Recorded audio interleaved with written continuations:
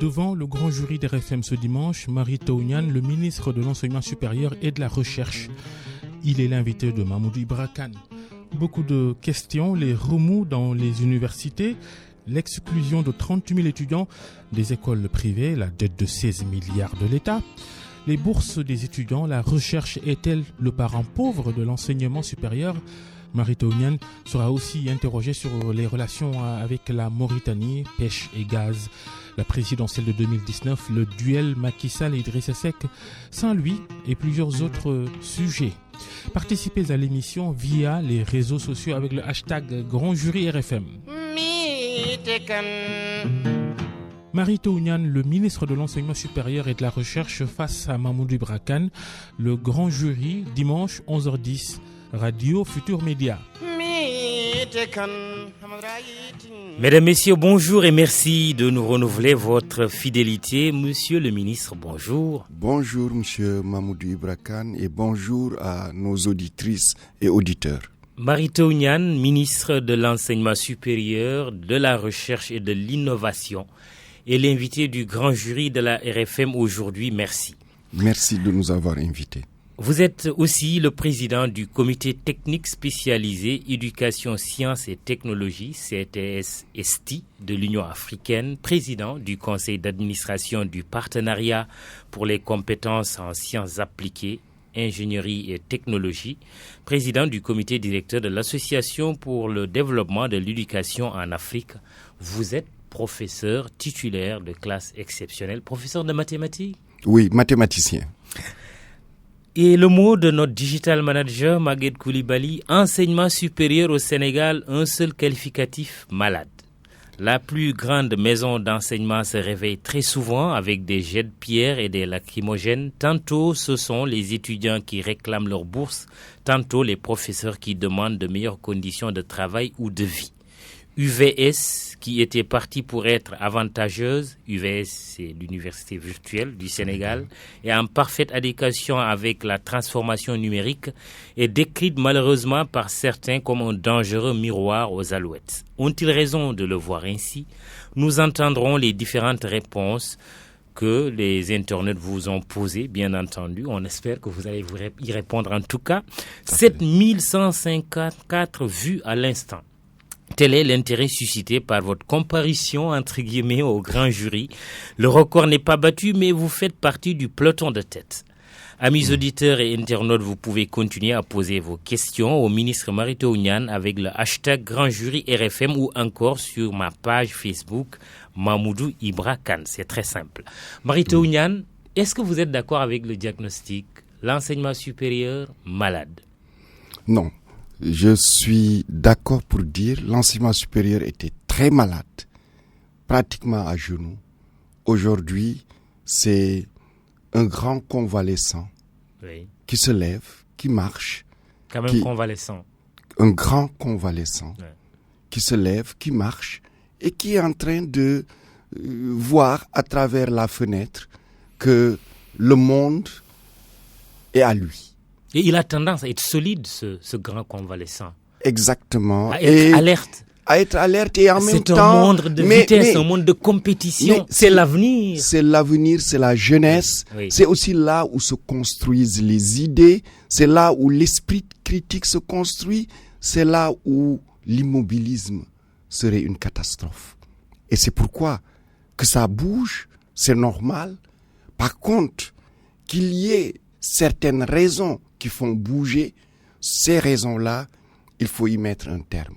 Et c'est le travail qui est fait depuis 2013 à travers la réforme de l'enseignement supérieur et la mise en œuvre des 11 décisions présidentielles. Vous le savez, si je parle de la grande maison, la grande maman, la grande mère, l'université Cheikh Anta Diop de Dakar. Il suffit de s'y promener aujourd'hui, vous qui êtes là depuis un certain temps, et de se souvenir ce qu'on voyait à l'UCAD en 2012-2013, on voit qu'il y a eu de grands changements. Mais jusqu'à présent, quand même, ça déborde dans la rue. C'est normal. Les étudiants réclament des bourses. Je dis c'est normal que cela bouillonne. Ce qui n'est pas normal, et nous le disons et nous travaillons dessus avec le ministère de l'économie et des finances, puisque nous sommes les deux acteurs de cette question, c'est qu'il puisse y avoir des retards de bourse, qu'il puisse y avoir des retards de salaire ou qu'il puisse y avoir des retards de paiement de dette. Ce sont des difficultés qu'il faut lever. Mais en dehors de ces difficultés, il faut voir tout ce qu'aujourd'hui notre université produit. Mais avant d'y arriver, le problème c'est que ces difficultés débordent. Il y a même des forces de l'ordre qui pénètrent dans l'université. Il y a de la violence. Alors, dernièrement. Je vais vous dire, j'aurais pu dire, ce n'est pas nouveau et ça a été plus fréquent les années d'avant. Vous le savez, en 2012, 2013, il se passait presque pas une semaine où les étudiants ne jetaient pas des cailloux, où ils n'arraisonnaient pas, pour ne pas dire... Et même des étudiants morts dans le campus. Ils ne kidnappaient pas des bus. Des étudiants morts dans le campus Vous voyez, ceci a changé. Aujourd'hui, l'exception, ce sont ces sorties-là. C'est ça l'exception. Et ce que je dis, la routine aujourd'hui, ce sont des grands résultats que nous obtenons au niveau de nos universités et qui nous valent. Parce qu'il faut que les Sénégalais le sachent. La venue au Sénégal, l'année dernière, nous avons eu 12 000 étudiants étrangers. Et beaucoup du Maghreb. Le Maghreb a quand même des universités intéressantes. Beaucoup d'Afrique centrale, d'Afrique de l'Ouest. Aujourd'hui même, beaucoup nous viennent d'Afrique de l'Est. Et la coopération que sont en train de nouer nos universités avec les universités du Nord, on commence à voir le retour des étudiants des pays développés qui viennent aussi chez nous. Ceci, je pense, est un signe. Quelques exemples. Vous prenez l'université Gaston Berger de Saint-Louis, vous prenez l'université Hassan Sek de Ziguinchor, nous avons même des enseignants européens. Parce que ceci, c'est la conséquence. C'est la conséquence de l'ouverture des postes d'enseignants à tous ceux qui le souhaitent sans mettre une condition de nationalité, ce qui nous rapproche évidemment du monde universitaire, du meilleur monde universitaire. La réforme, la fameuse réforme LMD, que certains ont tourné en dérision, lutte, musique, danse, est-elle une réussite ou un échec? Pour moi, c'est une réussite parce qu'elle avait besoin d'accompagnement. Quand elle a été mise en place, elle n'était pas dans le cadre d'une vision et d'une politique. Et cette vision est venue en 2013 avec les concertations nationales sur l'avenir de l'enseignement supérieur, qui est de dire qu'il faut faire de l'enseignement supérieur, de la recherche, un levier du développement économique, social et culturel du Sénégal. Donc l'université, l'enseignement supérieur doit être lié à l'économie, à la création d'entreprises, à la création d'emplois, parce que simplement elle est porteuse de savoir et d'innovation. Et ceci nous a permis évidemment de replacer les formations, les licences professionnelles, les masters professionnels, mais aussi de créer des filières directement en rapport avec le monde du travail. Vous prenez une faculté comme la faculté de lettres, qui était destinée à former que des enseignants. Elle devait pourvoir quasiment l'école normale supérieure, puis la FASTEF. Aujourd'hui, elle a beaucoup de licences professionnelles, beaucoup de masters professionnels. Hier, j'étais à la faculté de droit. Nous avons des filières de droit maritime où les stages et les insertions sont assurés. Nous avons au niveau des BTP, au niveau de l'école supérieure polytechnique, mais c'est valable pour l'école polytechnique de Thiès, c'est valable pour l'université Gaston Berger et l'université Hassan Sek de Ziguinchor, de même que pour Bambey. Donc il y a la professionnalisation de l'enseignement supérieur qui est devenue en grande partie une réalité et qui commence à contrebalancer les grands effectifs des grandes facultés généralistes. Mais justement, monsieur le ministre, il y a quand même des questions qui vous interpellent puisque vous parlez de succès de cette réforme. Lamine Moubarak Kamara qui dit « Pourquoi depuis 2014 on constate une sélection minimale des étudiants qui ont obtenu leur licence? Quel est l'avenir qui est réservé aux non sélectionnés ?» Il donne l'exemple de la philosophie et il dit « La licence ne vaut rien, ne vaut rien dire ». Amadou Badji, qu'est-ce que le ministre pense du cumul des années scolaires, c'est-à-dire une seule année scolaire? Nous la faisons en 2 années ordinaires. un retard criant, crie cet étudiant. Vous répondez Alors, quoi? deux questions. Oui. Le master pour tous, nous l'avons dit, ça fait déjà plusieurs années, ça n'existe nulle part. Et la vocation des étudiants, l'université, avec la réforme LMD, on a 3 sorties. On a la sortie de la licence, la sortie du master et la sortie du doctorat. Et ceci, il fallait rétablir cela. Les facultés le rétablissent en offrant des perspectives de formation professionnelle à des étudiants qui remplissent un certain nombre de critères. Sinon, il faut aller affronter le monde du travail. L'autre question, c'est au niveau des besoins de formation. Nous avons un besoin de formation en philosophie. Et c'est ce qui nous amène d'ailleurs à créer, dans le cadre du centre universitaire délocalisé de Kolda, un département de philosophie, puisqu'il y a seulement le département de philosophie de Dakar qui offre des formations en philosophie. Qu'il y ait eu des cumuls d'années, oui, il y en a eu beaucoup. En 2012-2013, toutes les universités avaient des cumuls d'années. Aujourd'hui, pour l'université Cheikh Anta Diop de Dakar, il y a 2 situations critiques. C'est la faculté de droit et la faculté de sciences économiques. Et la faculté de droit, hier j'ai vu le doyen, il m'a dit, cette année, nous allons rétablir la normale. Et ça, c'est important. L'université de Thiès, on ne pouvait même pas distinguer, je vous dis, en 2012-2013, quelle année se trouvent les étudiants. Quand est-ce qu'une année se termine, quand est-ce qu'une nouvelle commence? À l'université c'est quand même extraordinaire. Oui, mais c'était ça. De s'amuser comme ça avec l'enseignement supérieur d'un pays. C'était ça. Aujourd'hui, à l'université de Thiès, cette question est réglée. La même chose à l'université Alioune Diop de Bambey. La même chose dans quasiment toutes les UFR de l'université Gaston Berger de Saint-Louis. Il y a 2 UFR qui sont en train de terminer cela. L'UFR Sciences appliquées et technologies et l'UFR Sciences juridiques et politiques.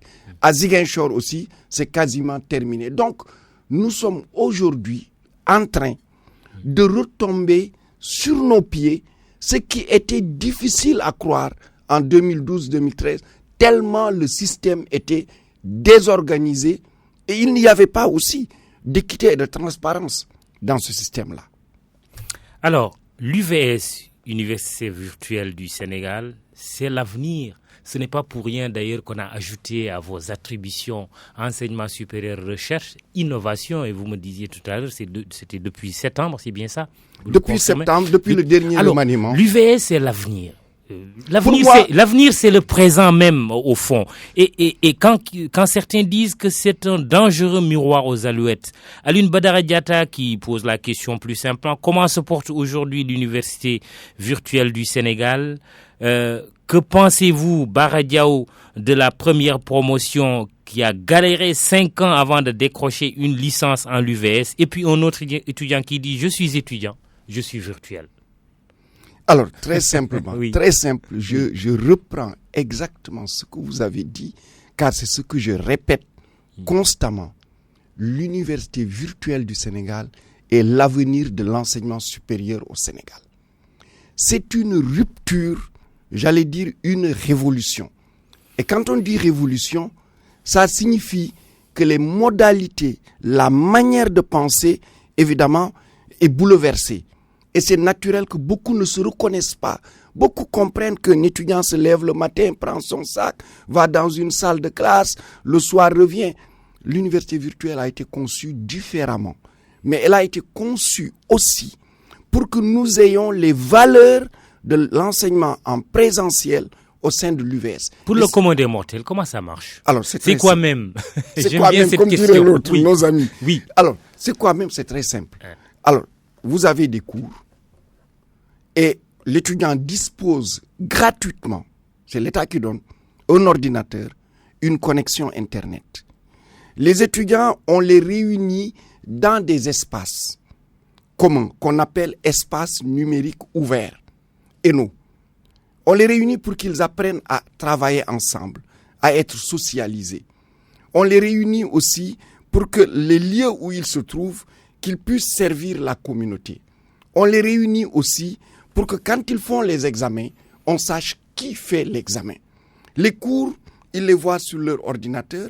Ça peut être des capsules vidéo. Par exemple, je donne un cours de droit, le professeur est filmé, il donne le cours comme si c'était dans un amphi, et l'étudiant peut répéter le cours autant qu'il veut jusqu'à ce qu'il ait compris. Ensuite, les travaux dirigés. Les travaux dirigés sont faits en ligne, c'est-à-dire que c'est des tuteurs qui ont des groupes restreints d'étudiants et ils les suivent individuellement. C'est là où l'UVS est qualitativement meilleur que le présentiel.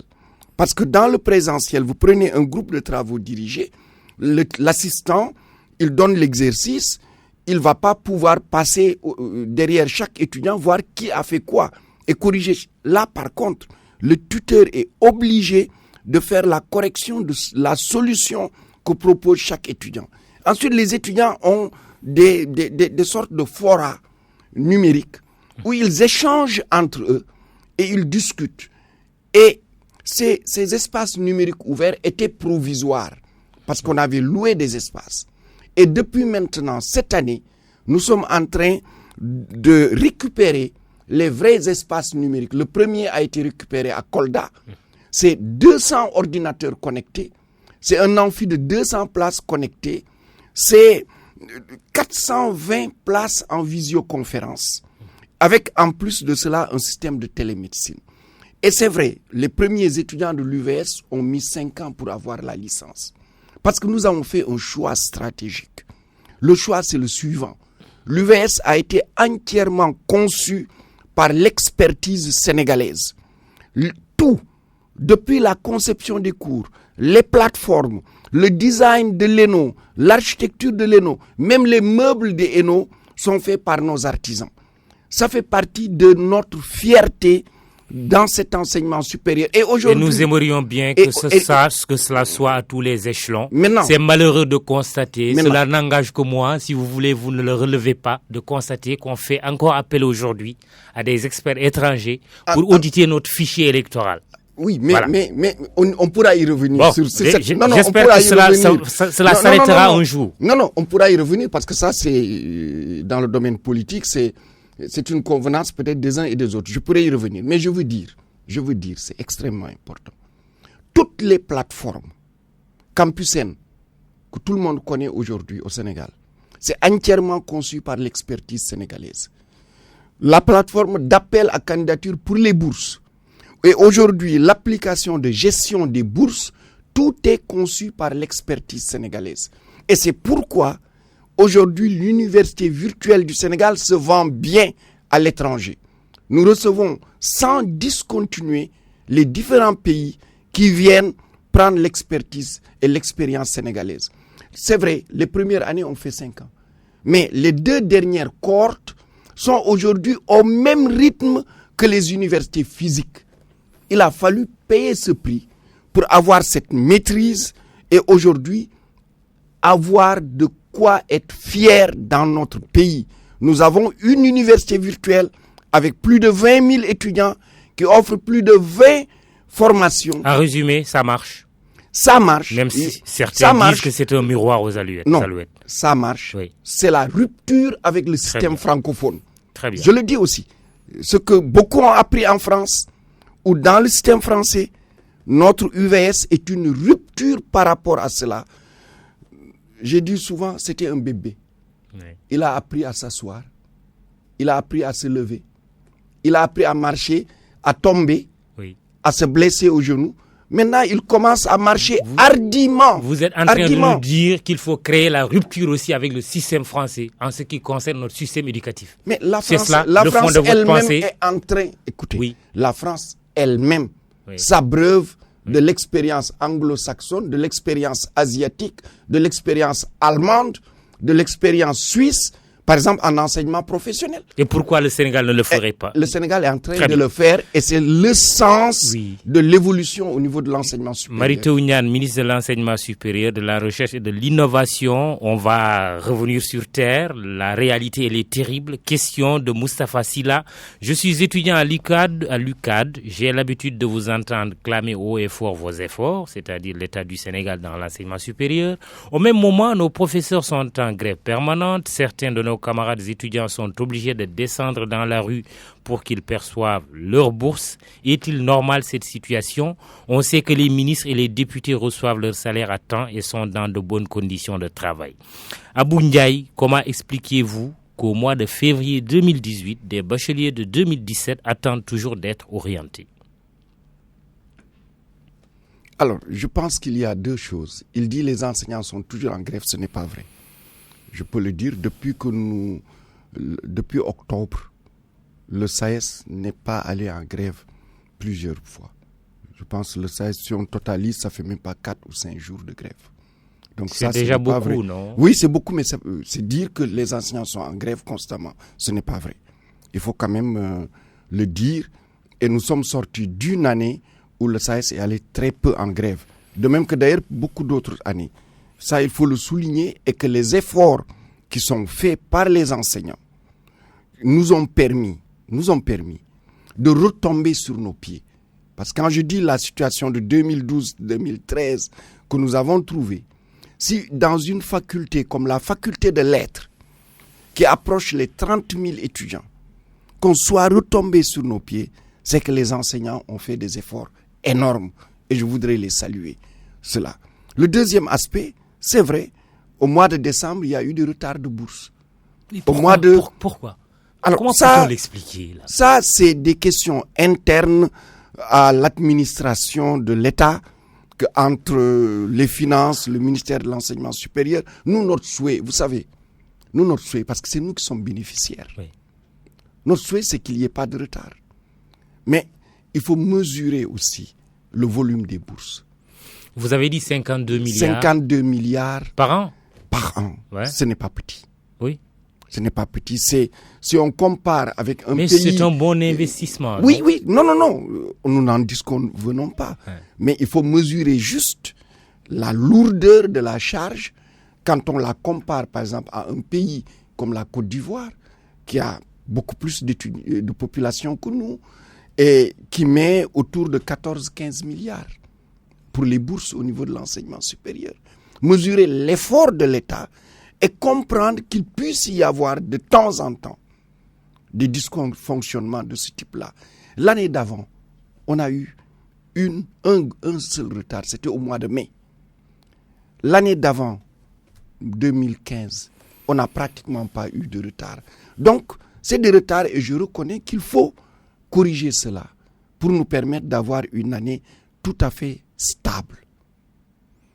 Au niveau de ce qui concerne les enseignants eux-mêmes, je crois que les discussions entamées jeudi dernier avec M. le Premier ministre sur les deux questions centrales des enseignants, la retraite et l'indice 1068, ont déjà donné des résultats, et je pense que j'espère que nous allons finaliser très bientôt, et cela nous permettra, je crois, d'avoir une stabilité qu'on n'a pas eue depuis bien longtemps. Mais je veux souligner.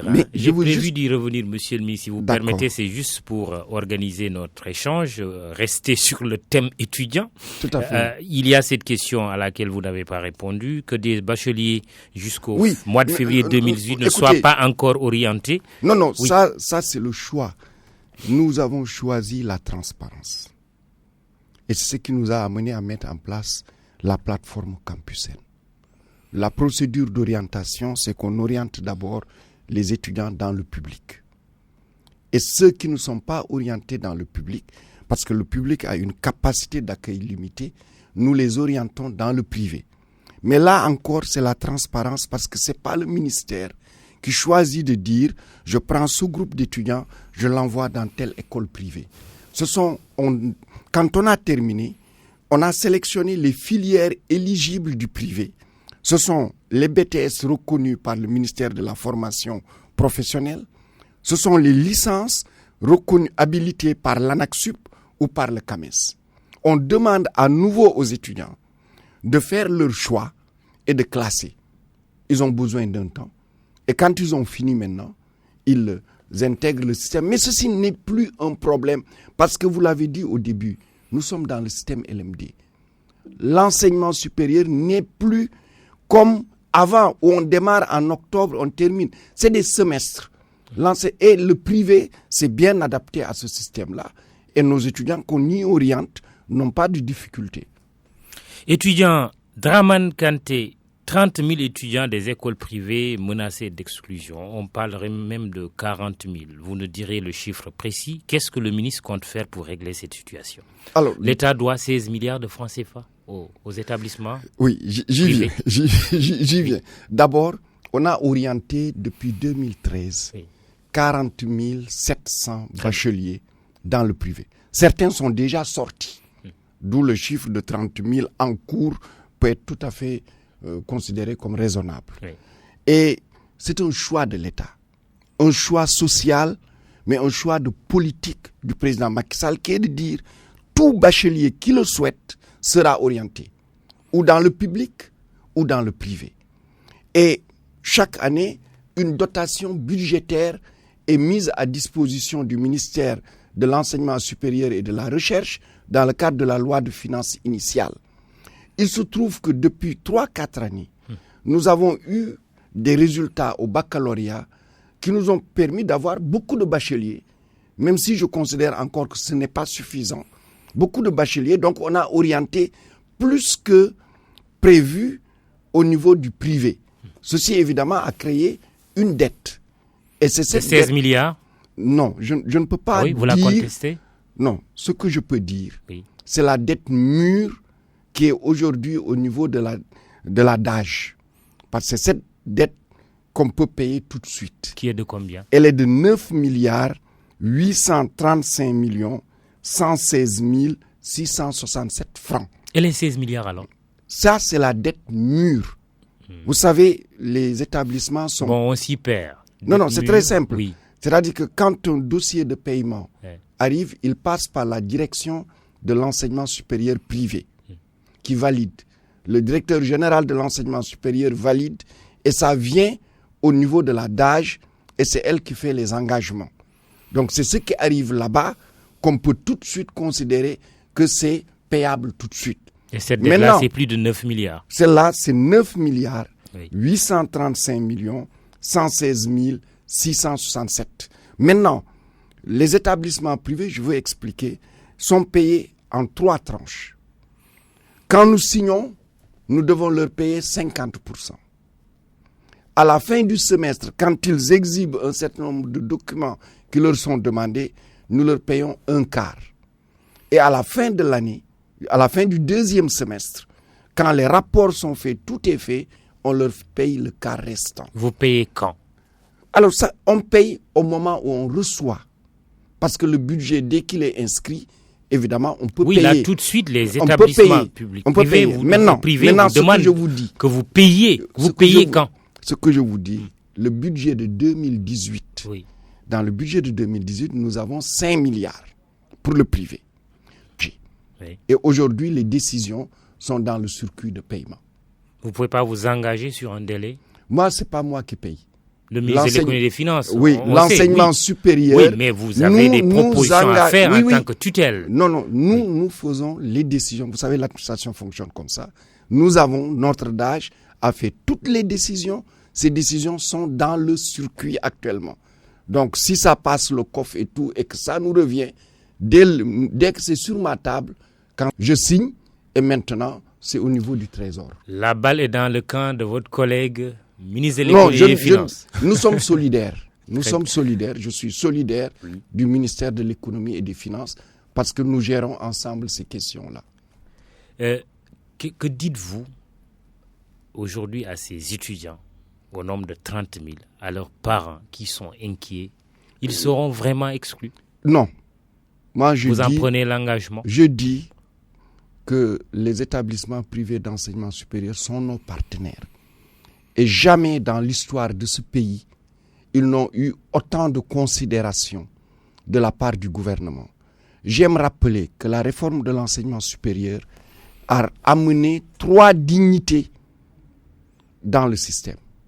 L'égale dignité entre l'enseignement supérieur privé et l'enseignement supérieur public. Ce ne sont pas seulement des mots.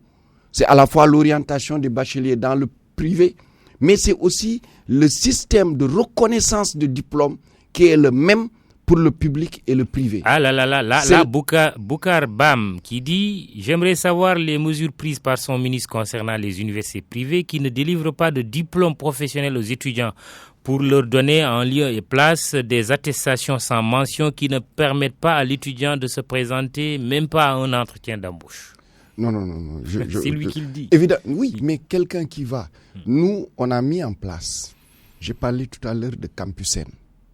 Quand vous allez sur Campusen depuis maintenant 6 mois, il y a ce qu'on appelle formation. Campusen, c'est www.campusen.sn. Vous avez formation. Quand vous y allez, vous avez toutes les filières de l'enseignement supérieur public et privé au Sénégal.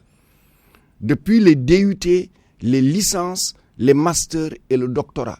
Et pour chaque filière, on vous donne le niveau de reconnaissance du diplôme.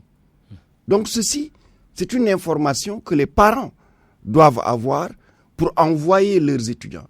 Mais un étudiant qui va dans une filière qui est reconnue par le CAMES ou reconnue par l'ANAQ-Sup, cette filière lui donne droit à passer les concours, ce qui n'était pas le cas avant. Et les écoles privées ciblées par l'État pour l'orientation de ces bacheliers, c'est des écoles qui présentent des garanties. Ce sont ces écoles-là. Et c'est ça qui fait qu'on n'a pas eu de discussion depuis le début de l'orientation des bacheliers. Il faut que la filière soit reconnue par l'ANAQ ou par le CAMES, ou si c'est un BTS, par le ministère de la formation professionnelle. On va y aller très vite parce que le temps nous est compté. Ministre de l'enseignement supérieur, de la recherche et de l'innovation, Mary Teuw Niane est notre invité. Nous allons parler maintenant des enseignants. Au gouvernement qui a décrété 2018 une année sociale, le monde du travail dans son ensemble, d'ailleurs, semble répondre, respecter alors vos engagements. Dans le domaine de l'enseignement, cette semaine, les syndicats étaient dans la rue, tandis qu'à la primature, le SAES était reçu par le Premier ministre. Quel entendement le ministre de l'Enseignement supérieur et de la Recherche que vous êtes a de ces remous? Un chantage? Des revendications légitimes? Il faut souligner, d'abord, c'est un contexte qui n'est pas nouveau. À chaque fois que nous sommes la veille d'une élection présidentielle, c'est normal que le secteur social se fasse entendre de vive voix pour espérer tirer des résultats sur ou sa plateforme ou sur des revendications nouvelles. Ce qu'il faut souligner dans le secteur particulièrement de l'éducation, en 2012-2013, les syndicats avaient de très grosses plateformes qui étaient liées à des engagements qui avaient été pris par le régime précédent et qui n'avaient pas été respectés. Et le régime du président Macky Sall a fait beaucoup déjà dans l'avancement, dans le respect de beaucoup d'engagements. Si je prends l'enseignement supérieur, aujourd'hui, la plateforme du syndicat autonome de l'enseignement supérieur est de 2 points. Ça, c'est la plateforme principale, c'est vrai, les questions principales, 2 points. La retraite et l'indice 1068 qui résulte de la réforme des titres. Je peux dire même que l'indice 1068, c'est réglé. La retraite, une partie est réglée, qui correspond à la volonté de faire de cette année une année sociale, puisque le Conseil des ministres a adopté la nouvelle loi sur les questions de retraite, le code de la retraite, en créant à la fois la retraite de base, mais aussi la retraite complémentaire, ce qui va permettre une amélioration des pensions de retraite, pas seulement de ceux qui versent à l'IPRES, mais aussi de ceux qui versent au Fonds national de la retraite. Et dans ce sens-là, les enseignants du supérieur sont concernés. Mais ce que les enseignants du supérieur demandent et qui correspond à la spécificité du corps de l'enseignement supérieur, c'est d'aller autour de 85% du dernier salaire. Ceci est en cours, les discussions sont en cours. C'est vrai que les enseignants du supérieur ont une possibilité, que n'ont pas les autres corps. Ça, c'est la spécificité de l'enseignement supérieur, qui est d'accepter d'augmenter leur charge horaire. Et ceci est évidemment une contrepartie qui indique aussi l'engagement du syndicat du SAES et des autres syndicats de pouvoir apporter une solution. Donc, il y a aussi l'indice qui concerne les professeurs de classe exceptionnelle. Oui, c'est 1068. De troisième échelon qui sont payés au niveau de l'indice des professeurs de deuxième échelon. Non, ça c'est juste une question de trouver le bon chiffre. Vous voyez, entre l'indice nominal et l'indice sur lequel on calcule le salaire, il y a une différence. Cet indice 1068, ceux du ministère des Finances et de la Fonction l'appellent l'indice métropolitain, parce que c'est un indice rare. Et l'indice sur lequel on paye, c'est les indices gras. Le calcul est fait. Oui. Et la réunion de vendredi... dire quoi? Que le professeur de classe exceptionnelle va voir son salaire augmenter. Exactement. Voilà. Il va quand même bénéficier des avantages de la réforme des titres. Donc, beaucoup de choses ont été faites et je suis optimiste avec la volonté du président Macky Sall que nous allons régler cette question au niveau de l'enseignement supérieur. Vous retrouverez le 22 février, vous promettez de bonnes nouvelles pour les professeurs? Je suis convaincu que le Premier ministre est en train de trouver les solutions. Vous excluez l'hypothèse du chantage? Non, je ne peux pas parler de chantage, ce sont des travailleurs. Les travailleurs dans tous les pays du monde saisissent les moments les plus propices ou qu'ils pensent les plus propices pour poser leurs revendications. Il est clair que nous avons un gouvernement responsable et c'est pourquoi le gouvernement discute en toute franchise avec les syndicats en leur disant ça c'est possible, ça malheureusement c'est pas possible aujourd'hui. Discutons de sa prise en charge dans un calendrier qui n'est pas trop éloigné. Et ça, par contre, dans l'état actuel des finances publiques, ce n'est pas possible. Et je pense que dans une telle discussion, on peut arriver à des résultats d'autant plus que le secteur de l'éducation, tout le monde reconnaît l'effort que l'État a fait. Et cet effort est salué de partout. Et c'est ce qui nous a valu d'ailleurs la tenue au Sénégal de cette grande conférence mondiale sur le financement de l'éducation de base. C'est ce qui a valu aussi à ce que le président Macky Sall soit le président qui coordonne le comité des 10 chefs d'État au niveau de l'Union africaine sur la question de l'éducation, de la science et de la technologie. Il y a beaucoup d'efforts, il y a encore des efforts à faire et je suis convaincu que nous allons nous entendre avec les enseignants. La retraite, mais vraiment question en 10 secondes, c'est aussi que le Sénégal est largement au-dessus du ratio, nombre d'étudiants, nombre de professeurs, non?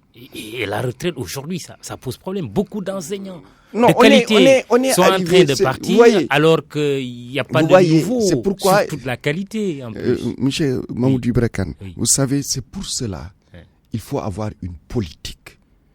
Quand vous n'avez pas de politique à un moment donné, vous payez le prix à un moment où vous ne vous y attendez pas. On a eu des recrutements massifs à certains moments qui n'ont pas été planifiés. Et aujourd'hui, nous payons le prix parce que d'ici 2 ans, depuis 2 ans et d'ici 2 ans, nous verrons plus de 500 enseignants aller à la retraite. Et en grande partie, ce sont des professeurs ou des maîtres de conférences. Et qu'est-ce qui est prévu? Ce qu'on dit aujourd'hui, professeur titulaire ou professeur associé. Ils seront remplacés? Alors, naturellement, tout départ à la retraite dans l'enseignement supérieur est remplacé. Mais attention, c'est là où il y a le problème. Quand vous remplacez un enseignant, vous n'allez pas le remplacer par un prof titulaire. C'est un assistant. Il faut qu'il mette 10 ans, 15 ans pour devenir prof titulaire. Il y a un rythme de progression. Exactement. De montée en puissance. De montée en puissance. Et ça, c'est pourquoi ceux qui ont l'expérience, trouver les voies et moyens de les garder encore dans le système, ceci est une excellente chose. Et je pense que le président de la République, qui a eu une rencontre informelle avec le bureau, un certain nombre de responsables du SAES, en a échangé avec eux. Ouais. Et je pense que là aussi des solutions vont être trouvées. La recherche, certains ont le sentiment que c'est le parent pauvre de votre département. Il y a cette réflexion d'un professeur d'ailleurs qui a bien voulu me faire parvenir ce qu'il pense de la recherche. À part quelques subventions de l'ordre de 15 millions aux jeunes chercheurs dans le cadre du FIRST, il n'y a pas réellement d'aide si ce n'est l'application faite par les chercheurs eux-mêmes au niveau de l'Union européenne et des États-Unis. Ils sollicitent donc des appuis, mais peu de jeunes reçoivent cela. Comparé aux autres pays de la sous-région, il reconnaît que le Sénégal fait mieux, mais encore en deçà des besoins réels. La recherche. Oui, c'est bien de reconnaître qu'on fait beaucoup. Et je pense que d'abord la recherche, on est à 0,70% du PIB. L'objectif étant de 1%. On est aussi au niveau du budget du ministère de l'Enseignement supérieur à 13%. Ce qui est déjà encore un effort. Mais au niveau de n'est pas atteint. Pour le 1%, nous ne l'avons pas encore atteint. Mais je suis circonspect dans le sens où j'attends l'enquête que nous avons commandée avec l'ANSD pour être certain des chiffres. Parce que la recherche n'est pas toujours bien identifiée dans les ressources. Donc il nous faudra vérifier cela. Maintenant, l'autre aspect, nous avons le FIRST, le Fonds d'impulsion de la recherche scientifique, qui finance, ça peut être 15 millions, 20 millions, 25 millions. Le maximum du FIRST, c'est autour de 30 millions. Mais c'est compétitif. Et dans la recherche, les fonds sont compétitifs. On ne donne pas à Massamba de l'argent, allez faire de la recherche. Non. Vous faites un projet de recherche et vous êtes en compétition avec les autres. Ça, c'est la dynamique de la recherche. Par contre, là où l'État a fait un effort nouveau et substantiel, c'est les chercheurs allaient à l'étranger pour se documenter. Nous avons abonné toutes les universités à Sciences Directes, à Kern Info, à travers Elsevier. Et ceci nous permet aujourd'hui, un chercheur qui veut se documenter sur les revues les plus récentes n'a pas besoin de bouger. Et qu'il soit valorisé aussi quand il découvre des choses. Oui, cela, ça manque, non, j'y viens.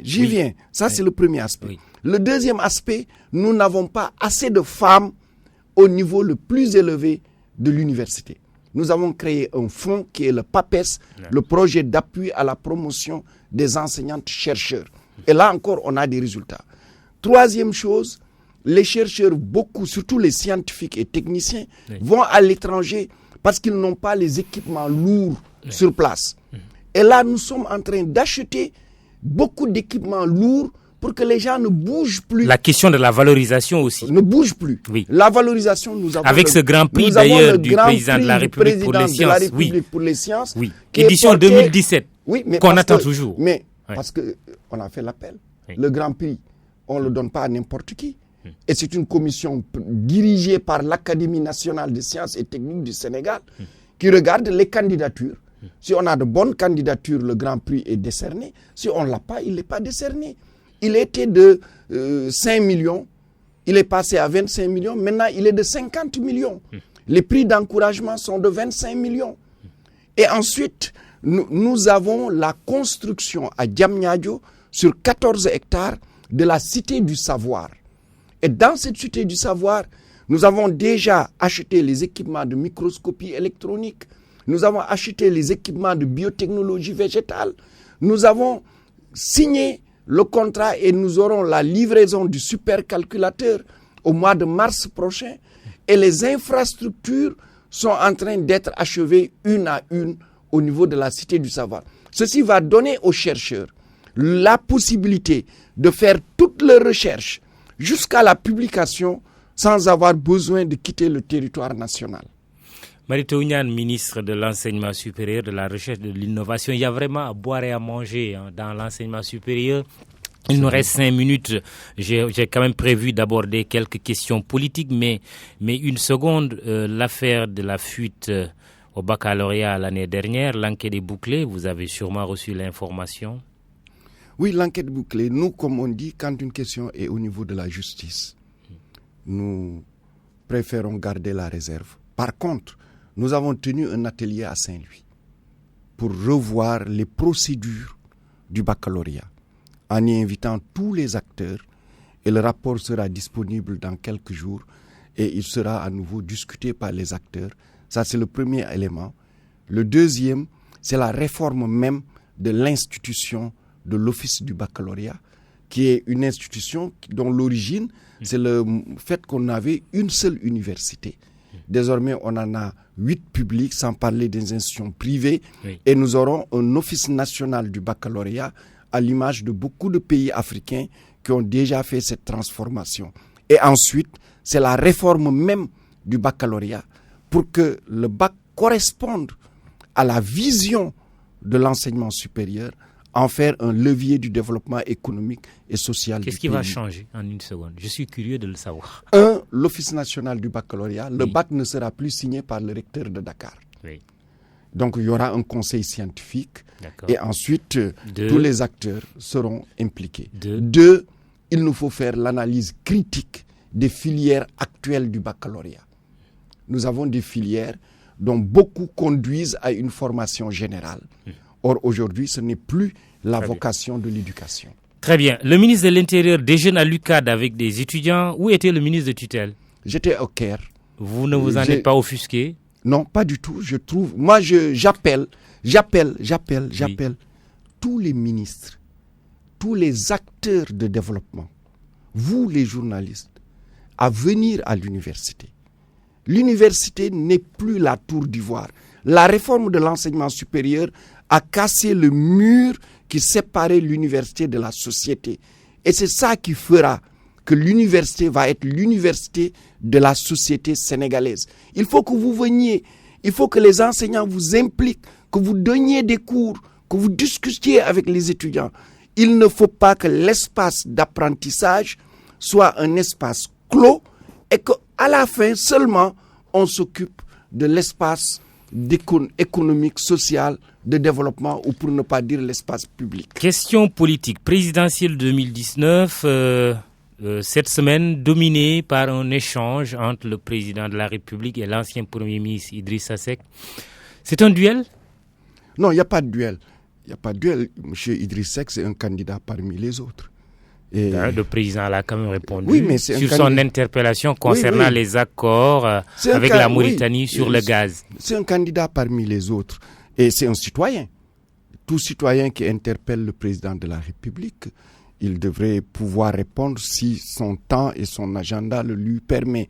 Pour ce qui concerne les accords avec la Mauritanie, je voudrais les saluer.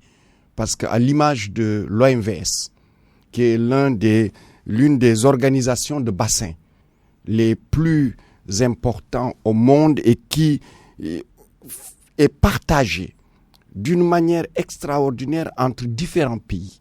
Voilà que ce gisement aussi, nous avons trouvé un terrain d'entente avec la Mauritanie qui nous permettra d'abord d'y attirer des investisseurs. Du 50-50? Oui, d'y attirer des investisseurs, d'y attirer aussi beaucoup d'acteurs de développement et en fin de compte que cela puisse nous servir le plus rapidement possible parce que le gaz, nous en avons besoin. Vous le savez bien, l'objectif d'électrification totale du Sénégal, le gaz va nous permettre de l'atteindre plus rapidement que c'était prévu auparavant. L'ancien Premier ministre demande que cet accord soit publié, qu'il soit rendu public. Vous savez, parfois les politiques ou les politiciens enfoncent le clou. Ce type d'accords sont ratifiés par l'Assemblée nationale. Donc il sera public, naturellement. Oui, mais monsieur Idriss Seck dit que le président ne répond pas à sa question en lui rappelant la procédure. Vous savez, l'Assemblée nationale ne ratifie pas quelque chose qu'elle ne voit pas. Et tout le monde est représenté à l'Assemblée nationale. La pêche, puisqu'on s'adresse à un Saint-Louisien aussi, avec un pêcheur qui a été tué il n'y a pas longtemps par des gardes-côtes mauritaniens. La pêche, il se trouve que le constat c'est que on a pillé nos ressources halieutiques. On est obligé d'aller en Mauritanie, en Guinée-Bissau aussi. Une pirogue vient d'être, ou des pirogues viennent d'être arraisonnées. Est-ce que ce n'est pas aussi ça le problème? Mais c'était le cas, malheureusement. Oui. Malheureusement, nous en sommes héritiers et plusieurs mesures ont été prises par le gouvernement du président Macky Sall. Mais la reconstitution du stock de ressources halieutiques, évidemment, n'est pas quelque chose qui se fait spontanément. Ça demande du temps. Il faut avoir le courage aussi de se parler. Au lieu demande, de dire ça demande du temps. Que c'est l'autre qui ne veut pas de nous. Non, je pense que ça demande du temps. Et nos pêcheurs, il y a une longue tradition. Et cette tradition, écoutez, souvent on parle des pêcheurs, mais moi je parle même de ceux qui apprennent le Coran, de ceux qui apprennent les sciences religieuses. Vous savez, nous avons cette même tradition. Beaucoup vont en Mauritanie apprendre. Et ça nous vient de siècles. Nos pêcheurs ont du mal à comprendre qu'il y a, depuis après 1960, une frontière et qu'il ne faut pas la dépasser. Mais je pense que les deux pays sont conscients, vont trouver une solution à cette question. Petite dernière question. Il y a une sorte de duel entre vous et votre collègue Mansour Faye, ministre de l'Hydraulique, mais maire de Saint-Louis, et ça, c'est vos deux casquettes de responsables de l'APR. Vous étiez à Addis Abeba, vous êtes plein de rumeurs disant qu'il n'y aurait pas de gens pour accueillir le président Macron, des gens qui auraient le pouvoir dictatorial d'interdire cet accueil. Mansour Faye, bien sûr, s'est prononcé en disant que tout le monde pouvait accueillir le président Macron comme il le voulait, mais il a tenu quand même à préciser ici, je suis le patron. Qui est le patron entre vous deux? Moi, je ne m'occupe pas de cela.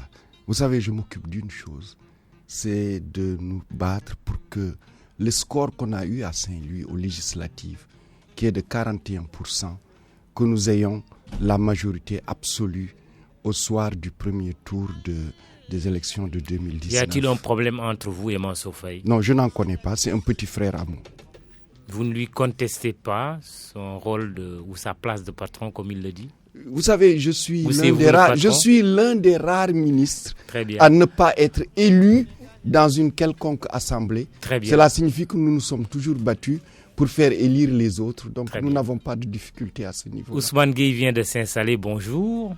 Bonjour Mamoudou. Vous êtes là pour nous présenter le journal de 12h. De 12h. Émission Le Grand Jury, présentée avec un immense plaisir par Mahmoud Ibrakan. Nous avions comme invité Marie Tounian, ministre de l'Enseignement supérieur, de la Recherche et de l'Innovation, à la technique Vincent Diop et Alun Diassé, digital manager Maguette Koulibaly. Bon dimanche, rendez-vous dimanche prochain.